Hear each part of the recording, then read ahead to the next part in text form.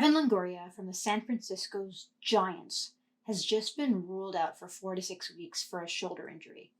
Let's review this footage in more detail. For those who don't know me, my name is Sonam, and I'm a resident doctor specializing in sports and exercise medicine.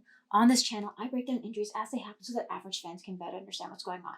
Be sure to like and subscribe if you want to stay up to date. Reports came out that third baseman Evan Longoria essentially has been ruled out for 4 to 6 weeks for a shoulder sprain.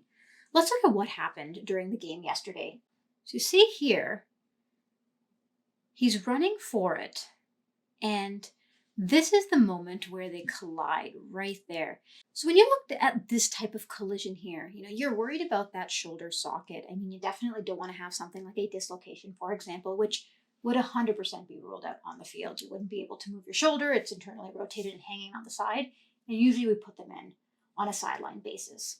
Now, reports did state that his x-ray was normal. However, he is likely undergoing an MRI right now, and which we do not know the results.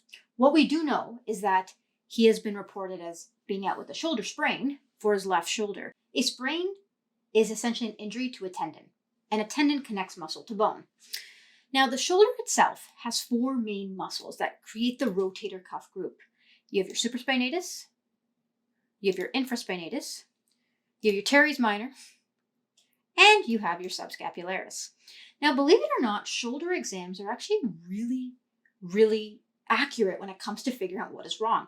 There are different maneuvers and examination techniques that I can use to tell you exactly which rotator cuff muscle is an issue. So when they're saying that this is a sprain, for example, they may not know whether or not there's a partial tear or whether or not there's just a little bit of a sprain, so an irritation to the tendon, a lengthening of the tendon, for example, like an ankle sprain. And what they're noticing is there's either pain or weakness when they isolate one of these tendons. The other thing to be really aware of is this area here is your shoulder joint. And when he got impacted from the back. So this is when we're worried about things like a dislocation, which on the field is completely ruled out. So in baseball players, one of the very common sites of injury that we'll see in overhead athletes is an injury to the labrum. A labrum is a cartilage-like substance or a tissue that basically lines the socket so that the ball and socket can move in appropriately. We have one for our hip as well. I'll link a video to a hip labrum issue up here. Now, in a lot of overhead athletes, I know this was his glove hand, but it doesn't preclude the fact that he's doing a lot of swinging, for example, and bringing his arm overhead.